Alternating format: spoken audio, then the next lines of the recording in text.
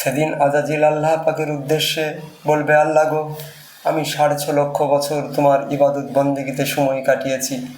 হে আল্লাহ, আমি এমন ইবাদত বন্দেগী করেছি, এই পৃথিবীর বুকে একটুকু জায়গা নাই, তোমার এমন কোনো জায়গা নাই যেখানে আমি তোমার ইবাদত বন্দেগী করি নাই। হে আল্লাহ, তোমার কাছে সেই ইবাদত বন্দেগীর পরিবর্তে আমি কয়েকটা বর প্রার্থনা করছি। আল্লাহ বলবেন, নিশ্চয়ই তোমার সেই প্রার্থনা মঞ্জুর করা হবে।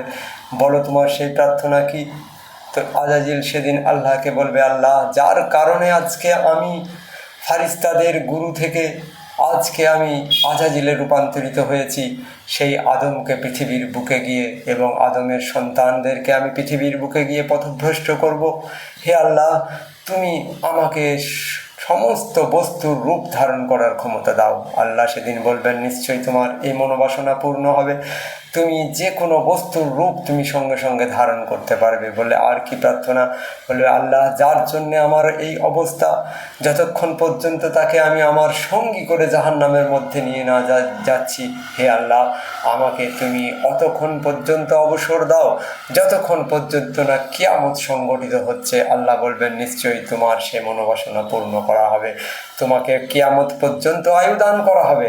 আল্লাহ পাকের কাছে এই সমস্ত আদেশ প্রাপ্তির পর, এই সমস্ত বর প্রাপ্তির পরে সেদিন আজাজিল কি করবে না, সেদিনের পর থেকে মানব সন্তান কি করে দুষ্কর্মে লিপ্ত হবে, কি করে খারাপ কাজে লিপ্ত হবে, সদাই সর্বদাই সেই চক্রান্তে সেই আজাজিল আজ পর্যন্ত লেগে আছে প্রত্যেকটা মানব শিশুর কাছে। আমার দিনের নবী সাল্লাল্লাহু আলাইহি সাল্লাম একদিন মা আয়েশা সিদ্দিকা রাদিয়াল্লাহু তাআলা আনহাকে বললেন, হে আয়েশা, তুমি কি জানো, যখন একটি মানব শিশু পৃথিবীর বুকে জন্মগ্রহণ করে, আল্লাহ পাক তৎক্ষণাৎ তার সঙ্গে একটি শয়তানকে সংযুক্ত করে দেন। হযরতে আয়েশা সিদ্দিকা রাদিয়াল্লাহু তাআলা আনহা বলবেন, হে আল্লাহর রাসূল সাল্লাল্লাহু আলাইহি ওয়াসাল্লাম, আপনিও তো জন্মগ্রহণ করেছেন মাতৃগর্ভ থেকে, তাহলে কি আপনাকেও আল্লাহ পাক একটি শয়তান নিযুক্ত করে দিয়েছেন আপনার সঙ্গে? আল্লাহ রাসূল সাল্লাল্লাহু আলাইহি ওয়াসাল্লাম বলবেন, নিশ্চয়ই আল্লাহ পাক আমার সঙ্গেও একটি শয়তানকে তিনি দিয়েছেন, কিন্তু আমি সেই শয়তানটাকে মুসলমান করে নিয়েছি। আমরা বুঝতে পারছি প্রত্যেকটা মানব শিশু জন্মের সঙ্গে সঙ্গে আল্লাহ পাক তার সঙ্গে একটি শয়তানকে দিয়ে দেন, এবং আমাদের কর্তব্য হচ্ছে আমরা বড় হওয়ার পর যখন সেই শয়তানের কর্মপদ্ধতি চালু হয়ে যায় আমাদের 12 বছর বয়স থেকে, যখন সেই শয়তান তার নিজের সকলের মধ্যে চলে আসে, নিজের কর্মের মধ্যে চলে আসে, তখন আমাদেরকে চেষ্টা করে সেই শয়তানকে মুসলমান করে নিতে হয়। আমাদের আল্লাহ পাক কুরআন পাকের মধ্যে বলছেন, ইউসাব্বিহু লাহু মা ফিস সামাওয়াতি ওয়া মা ফিল আরদ, আকাশ এবং জমিনের মধ্যে আল্লাহ পাক বলছেন এমন কোনো জিনিস নাই, এমন কোনো সৃষ্টি নাই যে আল্লাহর তাসবিহ করছে না। আকাশ এবং জমিনের মধ্যে গাছপালা, পশু পাখি, সমস্ত জিনিস যারাই আছে তারাই আল্লাহর তাসবিহ করছে। শুধু আকাশ জমিনের মধ্যে নয়, আকাশের ঊর্ধ্বেও যে সমস্ত আল্লাহ বলছেন যারা আছেন, যারা পহেলা আসমানের ঊর্ধ্বে, দ্বিতীয় আসমান, তৃতীয় আসমান এবং সমস্ত আসমানের মধ্যে যারাই আছেন প্রত্যেকেই আল্লাহর তাসবিহ করছেন। যেমন কোরআন শরীফের মধ্যে সূরা রহমানে আল্লাহ বর্ণনা করেছেন, আস-শামসু ওয়াল কামারু বিহুসবানি ওয়ান নাজমু ওয়াশ শাজারু ইয়াসজুদান, নিশ্চয়ই আশ-শামসু ওয়াল কামার, সূর্য এবং চন্দ্র তারা আপন আপন কক্ষপথে সদা সর্বদাই পরিভ্রমণ করছেন, আর নাজমু ওয়াশ শাজারু ইয়াসজুদান, এবং নক্ষত্ররাজি আর গাছপালা তারা আল্লাহ পাককে সিজদা করছে। বোঝা গেল শুধুমাত্র মানুষ নয়, এই বিশ্ব ব্রহ্মাণ্ডের যত সৃষ্টি আছে তারা সদা সর্বদাই আল্লাহর তাসবিতে তারা লিপ্ত আছেন। যদি মানুষ এই আকাশ এবং জমিনের মধ্যে থাকেন, তাহলে মানুষও তো সেই আল্লাহর তাসবিহর মধ্যে তারা লিপ্ত আছেন। অথচ আল্লাহ বলছেন সেই কিয়ামতের দিনে দুটো দলের মাত্র হিসাব হবে, একটা হচ্ছে মানুষ এবং একটা হচ্ছে জিন। এই জিন এবং মানুষের হিসাব হবে। এর কারণটা কি? এর কারণ একটাই, যে মানুষের দেহ, মানুষের অঙ্গ প্রত্যঙ্গ, নাক, চোখ, কান, মুখ, সমস্ত অঙ্গ প্রত্যঙ্গ, সমস্ত অবয়ব তো আল্লাহর সর্বদাই জিকিরে মশগুল আছে, তার তাসবিতে মশগুল আছে, কিন্তু এই দেহের মধ্যে এমন একটা জিনিসকে আল্লাহ ভরে দিয়েছেন যে আল্লাহর তাসবিহ থেকে বিমুখ, যে আল্লাহর স্মরণ থেকে বিমুখ, তাকেই আমরা আমাদের কোরআনের ভাষায় শয়তান বলে থাকি। তাকেই আল্লাহ রাসূল সাল্লাল্লাহু আলাইহি সাল্লাম বলছেন যে একটি মানব শিশু জন্মাবার সাথে সাথে তার সঙ্গে একটি শয়তানকে দিয়ে দেওয়া হয়, আর তাকে মুসলমান করে তবে মুসলমান হওয়া যায়। দাড়ি বড় রাখলেই মুসলমান নয়, টুপি বড় পড়লেই মুসলমান নয়, বা জুব্বা পরে দেহকে মুসলমান বানানোর কোনো প্রয়োজন নয়। যেদিন তোমার অন্তরাত্মা মুসলমান হয়ে যাবে, তোমার ভিতরের যেদিন সত্তাটা মুসলমান হয়ে যাবে, তোমার ভিতরের ইবলিসটা যেদিন মুসলমান হয়ে যাবে, সেই দিন তুমিও মুসলমান হয়ে যাবে। একটি ওয়াকিয়ার মধ্যে আমরা দেখতে পাই, যখন হজরতে আদম সাল্লাম এবং মা হাওয়া ইবলিসের প্ররোচনায় জান্নাতের মধ্যে গন্ধম নামক ফলকে ভক্ষণ করলেন, আর সেই গন্ধম ফল ভক্ষণ করার ফলে আল্লাহ পাক আদমকে বললেন, হে আদম এবং হাওয়া, তোমরা এই আমার জান্নাত থেকে তোমরা অবতরণ করে যাও দুনিয়ার মধ্যে। আর ইবলিসকে বললেন, দূর হয়ে যাও, বিতাড়িত হয়ে যাও আমার কাছ থেকে, নিশ্চয়ই তুমি বিতাড়িত শয়তান। সেদিন আদম হাওয়া সেই জান্নাত থেকে পৃথিবীর বুকে এসে তারা 300 বছর কান্নাকাটি করেছিলেন। কেন না, দুজন থেকে পৃথক হয়ে গিয়েছিলেন। 300 বছর কান্নাকাটি করার পরে আল্লাহ পাক রব্বুল ইজ্জত, আল্লাহ পাকের ফেরেশতা দ্বারা হজরতে আদম সাল্লামের সেই 300 বছরের কান্না করার পরেও যখন তার দোয়া কবুল হচ্ছিল না, তখন একজন ফারিস্তা এসে হজরতে আদম সাল্লামকে বললেন, হুজুর, আপনার দোয়া কবুল হতে পারে যদি আপনি একটি ওসিলা গ্রহণ করে আল্লাহর কাছে দোয়া করেন। তো হজরতে আদম সাল্লাম বললেন, কোন ওসিলা? বলে, আপনার কি মনে আছে একদিন জান্নাত থেকে আপনি তাকিয়ে দেখেছিলেন আরশে মুআল্লায় একটি নাম লেখা ছিল আল্লাহর নামের পাশে, সেই নামের ওসিলায় আপনি আল্লাহর কাছে দোয়া করলে আপনার দোয়া কবুল হবে। হজরতে আদম সাল্লামের মনে পড়ে গেল সেদিনের কথা।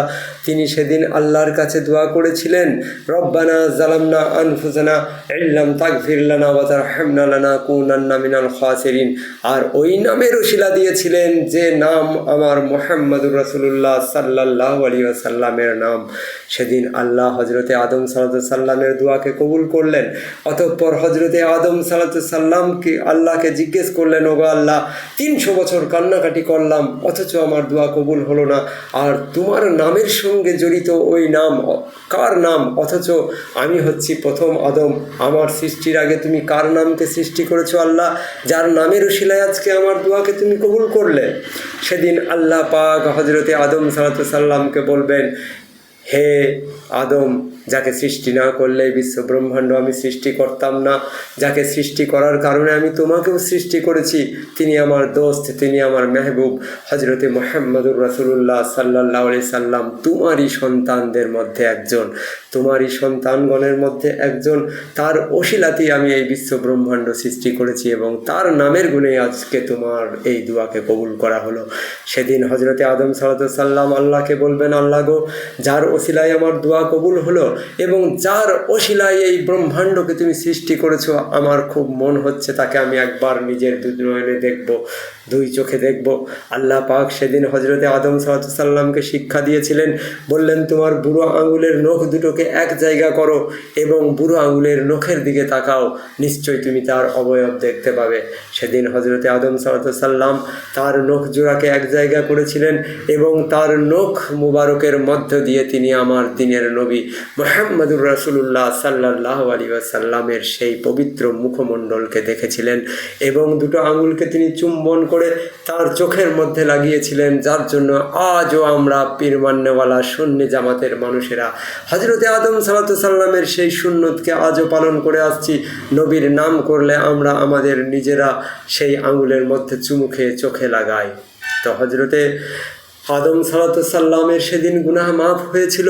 এরপর হজরতে আদম এবং মা হাওয়া তারা কি করলেন না, জান্নাতের মধ্যে বিচরণ করতে লাগলেন। এদিকে ইবলিস আদমের শত্রু, সে চিন্তা করতে লাগলো, আদমের সন্তানগণকে কি করে আমি জান্নাত থেকে পথভ্রষ্ট করে কি করে আমি পরকালের মধ্যে জাহান্নামে নিয়ে যেতে পারবো, সেই চেষ্টায় সে ব্যস্ত থাকতে লাগলো।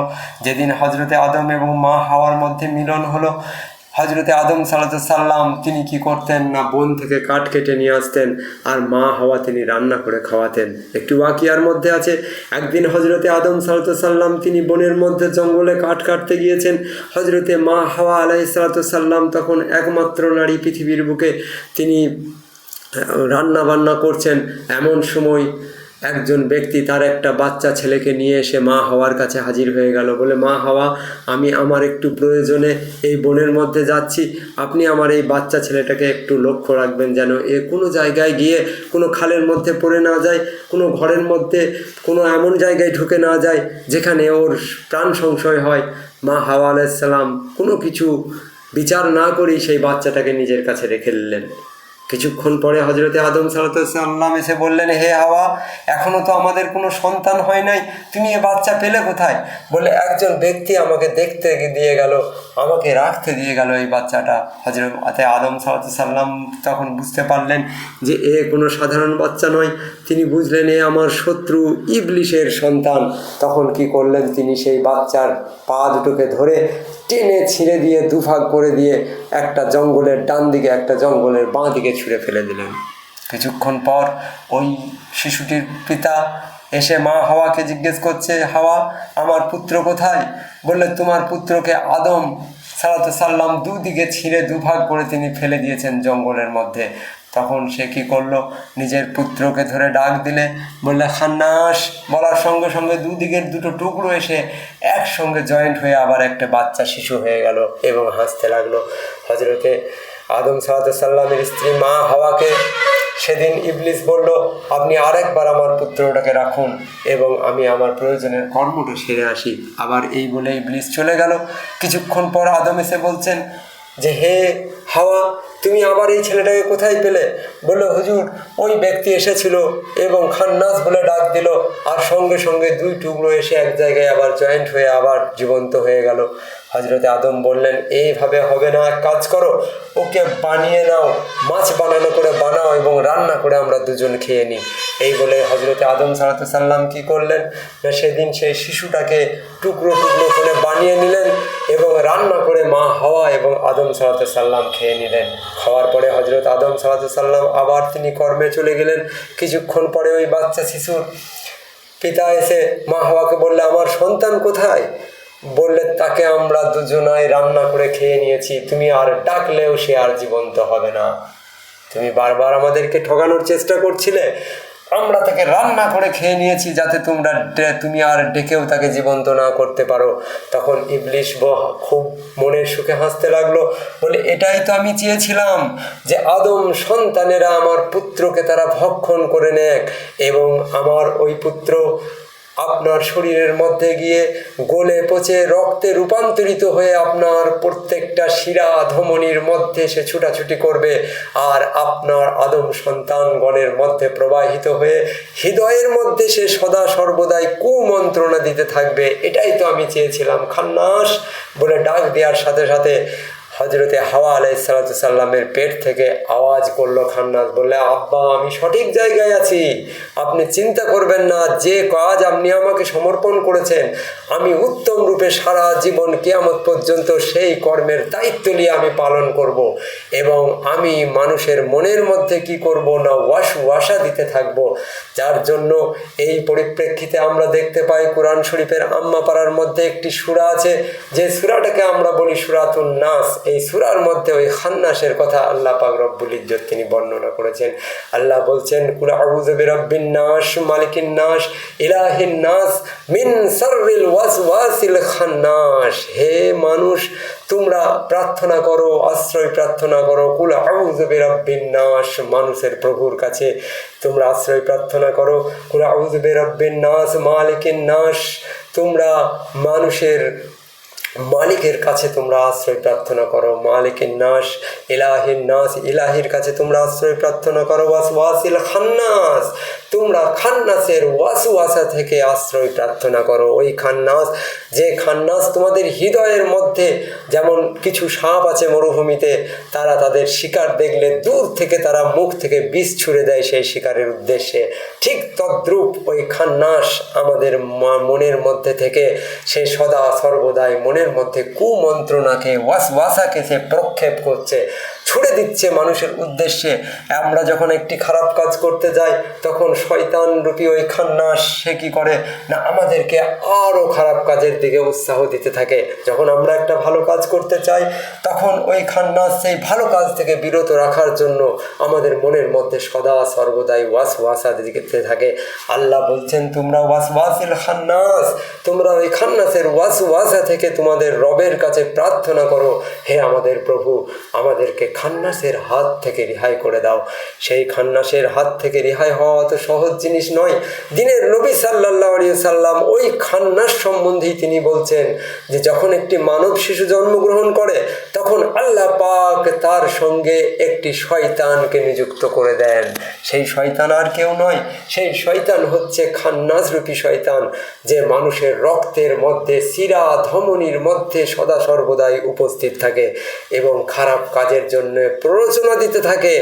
যখন কোনো মানুষ তার সাধ্য সাধনার দ্বারা, তার নিজের জীবনের কর্ম দ্বারা যখন সেই ব্যক্তি ওই খান্নাস রূপী শয়তানকে কি করে না, মুসলমান করে নেয়, তখন সে ব্যক্তি মুক্ত হয়ে যায়। একজন আল্লাহর ওলি তিনি একটি মেহফিলের মধ্যে গেছেন, তিনি বর্ণনা দিচ্ছেন। তিনি যখন বক্তব্য দিচ্ছেন তার কিছুক্ষণ আগে একজন মুফতি সাহেব, একজন নামকরা মাওলানা, তিনি বক্তব্য দিলেন। অথচ সেই নামকরা মুফতি মাওলানার বক্তব্য শুনে মানুষের মনের মধ্যে কোনো ভাবাবেগের সৃষ্টি হলো না। কিন্তু এই আল্লাহর ওলি যখন তিনি স্টেজে উঠে বক্তব্য দিতে শুরু করলেন তখন তার সামান্য কয়েকটা বক্তব্যে মানুষের মনের মধ্যে ভাবাবেগ সৃষ্টি হয়ে গেল। নিচে দাঁড়িয়ে মুফতি মাওলানা সাহেব চিন্তা করছে যে আমি এত জ্ঞান গর্ভ কথা বললাম, এত হাদিস কুরআন থেকে কথা বললাম, আমি এত ফিকহ থেকে কথা বললাম, এত ফতোয়া দিলাম, অথচ আমার কথা মানুষের হৃদয়ের মধ্যে এত গ্রহণযোগ্য হলো না। আর এই ব্যক্তি যিনি সেরকম কোনো মাদ্রাসায় সেইভাবে তিনি পড়েন নাই, অথচ তার কথাতে মানুষ এত বিচলিত হয়ে যাচ্ছে, এত তাদের অন্তরে আঘাত লাগছে। এর কারণটা কি? আল্লাহর ওলি স্টেজে দাঁড়িয়ে মাওলানার নিচে দাঁড়িয়ে মাওলানা সাহেব মনে মনে যে কথা চিন্তা করছিলেন সে কথা আল্লাহর ওলি স্টেজে দাঁড়িয়ে তিনি বুঝতে পারলেন। তিনি সেই আল্লাহর ওলিটা মাওলানা সাহেবকে শিক্ষা দেওয়ার উদ্দেশ্যে, তাকে বোঝানোর উদ্দেশ্যে সমস্ত মানুষকে লক্ষ্য করে বললেন, হে শ্রোতামণ্ডলী, আপনারা কিছু দূরে একটা মসজিদ দেখতে পাচ্ছেন কি? শ্রোতামণ্ডলী বললেন, নিশ্চয়ই হুজুর, আমরা তো মসজিদ দেখতে পাচ্ছি, আমাদেরই গ্রামের, আমাদেরই পাড়ার মসজিদ, আমরা তো জানি মসজিদটা কেমন, আমরা নিশ্চয়ই দেখতে পাচ্ছি। বলেন, মসজিদের মধ্যে একটা চৌবাচ্চা আছে যেখানে প্রত্যেকটা মানুষকে অজু করেন, আপনারা কি সেই চৌবাচ্চাটাও দেখতে পাচ্ছেন? বলে, হ্যাঁ হুজুর, সেটা তো আমরাই অজু করি, নিশ্চয়ই আমরা সেটাও দেখতে পাচ্ছি। বলে, ওই চৌবাচ্চার মধ্যে আপনারা সন্ধ্যাবেলায়, রাত্রিবেলায় যাতে মানুষ দেখতে পায় অজুর পানিটাকে, তার জন্য আপনারা কি করেন না, একটা প্রদীপ জ্বালিয়ে ওই চৌবাচ্চার ওপরে রেখে দেন, যাতে করে ওই চৌবাচ্চাটা সবাই দেখতে পায়। তো আপনারা কি সেটাও দেখতে পাচ্ছেন? বলে, হ্যাঁ হুজুর, আমরা সেটাও দেখতে পাচ্ছি। চৌবাচ্চার মধ্যে পানি আর পানির মধ্যে একটা প্রদীপ জ্বলছে, এটা আমরা দেখতে পাচ্ছি। বলে, আপনারা কি এটা শুনতে পাচ্ছেন যে ওই চৌবাচ্চার পানির সাথে ওই প্রদীপের তেলের কথোপকথন হচ্ছে, একে অপরের সঙ্গে কথাবার্তা বলছে, এটা কি আপনারা শুনতে পাচ্ছেন? তখন দর্শক মণ্ডলী বলল, না হুজুর, এত কান আমাদের আল্লাহ পাক এখনো দেন নাই, আমরা ওই তেলের সঙ্গে পানির কি কথাবার্তা হচ্ছে এটা আমরা শুনতে পাচ্ছি না। তখন সেই আল্লাহর ওলি বললেন যে পানি তেলকে বলছে, হে তেল, তোর তো স্পর্ধা কম নয়, আমি হচ্ছি পানি, আমার অপর নাম হচ্ছে জীবন। আমরা জানি জলের অপর নাম জীবন। আমি যদি এই বিশ্ব ব্রহ্মাণ্ডে না থাকি প্রত্যেকটা সৃষ্টি লয় প্রাপ্ত হয়ে যাবে। আমাকে পান করে তবে পশু পাখি গাছপালা তারা জীবন ধারণ করে থাকে। আমি পানি, আমি এত মর্যাদাবান, এত মূল্যবান হওয়ার সত্ত্বেও হে প্রদীপের তেল, তুই আমার উপরে ভেসে, আমার উপরে থেকে আমার এই চৌবাচ্চায় ঘুরে ঘুরে বেড়াচ্ছিস আর আলো দান করছিস, আর তুই ভাবছিস তুই আমার থেকে অনেক বেশি মূল্যবান, কিন্তু তা নয়, আমি হচ্ছি অধিক মূল্যবান। তখন সেই প্রদীপের তেল পানিকে কি বলে উত্তর দিচ্ছে, এটা কি তোমরা শুনতে পাচ্ছ? বলে, না হুজুর, সেটাও আমরা শুনতে পাচ্ছি না। বললে, তেল বলল, হে পানি, নিশ্চয়ই তুমি এই জগতের প্রাণ স্বরূপ, নিশ্চয়ই তোমাকে পান করে প্রত্যেকে তাদের জীবনকে শীতল করে, নিজেদের জীবনকে ধারণ করে, কিন্তু আমি তেল, আজ তেলে রূপান্তরিত হয়েছি। আমার এই জীবন কিভাবে আজ তেলে রূপান্তরিত হয়েছে, ইতিহাস কি তুমি জানো? বললে, না, তা জানি না। বলে, তবে শুনো, আমি সর্ষে রূপে, তখনকার দিনে সর্ষের তেল দ্বারা প্রদীপ জ্বালানো হতো বলে আমি শস্য রূপে প্রথমে একটি চাষির একটা ঘরের মধ্যে রাখা একটা ছোট্ট পাত্রের মধ্যে আমি সর্ষে রূপে বেশ কিছুদিন সুপ্ত অবস্থায় ঘুমন্ত অবস্থায় ছিলাম। একদিন সকালবেলায় চাষি আমাকে সেই পাত্র থেকে বের করে নিয়ে গেল, নিয়ে গিয়ে কি করলো না, মাঠের মধ্যে একটি ভিজে জমিতে আমাকে ছড়িয়ে দিল। বললে আমাকে সেই ভিজে জমিতে ছড়িয়ে দেওয়ার পরে আমি সেই ভিজে পানির সম্পর্কে এসে আমি ফুলতে শুরু করলাম। আর সারাদিন ফোরার পরে তারপরের দিন আমার ভিতরটা ফেটে গিয়ে একটা অঙ্কুরোদ্গম হয়ে গেল, একটি গাছ, একটি প্রাণের সঞ্চার হয়ে গেল। আর দেখো, আমি যখন তারপরের দিন সকালে যখন আমার মধ্যে থেকে অঙ্কুরোদ্গম হলো, আমি সকালবেলায় তাকিয়ে দেখছি আকাশের মধ্যে প্রখর রৌদ্র নিয়ে সূর্য উদিত হয়েছে। সেই সূর্যের জ্বালা সহ্য করে আমি সেই মাটিতে চুপচাপ পড়ে থাকলাম। এইভাবে আমার একের পর এক দিন রাত কাটতে কাটতে আমার সেই অঙ্কুরোদ্গম হওয়া সেই বীজ থেকে আস্তে আস্তে ছোট্ট একটি গাছে রূপান্তরিত হলাম। আমার এই গাছে রূপান্তরিত হওয়ার পরে কত পশু আমাকে এসে কেউ মাথাটা কেটে নিয়ে ভক্ষণ করে নিয়েছে, কখনো বা আমি প্রচণ্ড শীত অনুভব করেছি, কখনো বা প্রচণ্ড গ্রীষ্ম অনুভব করেছি। এই রকম করতে করতে একদিন আমি বড় হয়ে গেলাম। আর বড় হয়ে যাওয়ার পরে আমার মধ্যে আবার শস্য দানা সঞ্চারিত হলো। শস্য দানা সঞ্চারিত হয়েও আমার নিস্তার হলো না বললে একদিন আমি সেই শস্য দানাকে পূর্ণরূপে পাকিয়ে ফেললাম। আর তারপরে দেখো, চাষি তার নিষ্ঠুর হাত দিয়ে একটা যন্ত্র নিয়ে এসে আমার গোড়া সহ আমাকে কেটে নিল। বলে সেই মৃত্যু যন্ত্রণা আমি নিজে সহ্য করেছি এবং এতেও আমার নিস্তার হলো না। কিছুদিন পর চাষি কি করলো না, সেই দানাযুক্ত গাছটাকে একটা আঁটি করে বন্ধন করলো এবং তাতেও সে আমাকে নিস্তার দিল না, আমাকে পিটিয়ে পিটিয়ে ঝরানোর পরেও কিন্তু আমার জীবন বৃত্তান্ত শেষ হয় নাই। তারপরে সেই শস্য দানাগুলো নিয়ে গিয়ে একটা জাতির মধ্যে দিয়ে, একটা মেশিনের মধ্যে দিয়ে দেখো পিষে পিষে পিষে পিষে আমার ভিতর থেকে আজকে তেল বার করেছে। আর যার জন্য আমার জীবন এত কষ্টের মধ্যে দিয়ে আজকে উপনীত হওয়ার পরে আজকে আমি তেল হয়ে গেছি। যদি আমার এই প্রদীপের মাটিটাকে ভেঙেও দেওয়া হয়, হে পানি, নিশ্চয়ই আমি তোমার ওপরে ভাসবো, তোমার মধ্যে আমি ডুবে যাব না। আমার জীবন, আমি নিজের জীবনটাকে এত কষ্টের মধ্যে দিয়ে আমার প্রভুর সান্নিধ্য লাভ করে দেখো আজকে আমি নিজেকে জ্বালিয়ে মানুষকে আলো দিচ্ছি। আমরা প্রত্যেকটা মানুষ পৃথিবীর বুকে এসেছি আমাদের নফসকে পুড়িয়ে, আমাদের নফসকে কষ্ট দিয়ে আল্লাহর সান্নিধ্য লাভ করে পূর্ণ মুসলমান হওয়ার জন্য। যেদিন আমরা আমাদের ভিতরের শয়তানটাকে মুসলমান করে নিতে পারবো, সেদিন আমরা প্রকৃত মুসলমান হয়ে যাব, সেদিন আমরা আল্লাহর সান্নিধ্য লাভ করে ধন্য হয়ে যাব। নচেত শুধুমাত্র আমাদের পোশাকটাকে মুসলমান করলে আমরা মুসলমান নই। যার জন্য আল্লাহ পাক রব্বুল ইজ্জত কুরআন পাকের মধ্যে আমাদেরকে লক্ষ্য করে বলছেন, ইয়া আইয়ুহাল্লাযিনা আমানুত্তাকুল্লাহ, হে ঈমানদারগণ তোমরা আল্লাহকে ভয় করো, ওয়াল তানজুর নাফসুম মা কাদ্দামাত লিগাদ, আর তোমরা আল্লাহর কাছে কি আমল পাঠাচ্ছ সেই আমলটা তোমরা চাক্ষুষভাবে তোমরা দর্শন করো। আর ওয়াত্তাকুল্লাহ, তোমরা আল্লাহকে ভয় করো, আর আল্লাহ পাক তোমাদের সমস্ত আমল সম্বন্ধে তিনি খবর রাখেন। নিশ্চয় আমরা আমাদের জীবনকে ওলিয়া উলিয়াগণের পথে উৎসর্গ করব এবং ওলিয়া উলিয়াগণ, নবী আম্বিয়াগণ যারা নিজেদের জীবনকে কষ্টের মধ্যে দিয়ে আল্লাহর সান্নিধ্য লাভ করিয়ে আমাদেরকে সুশিক্ষা দিয়ে গেছেন, আমরা তাদেরই পথে আমাদের জীবনকে ব্যয় করব। আমা আলাইনা ইল্লাল বালাগ। আসসালামু আলাইকুম।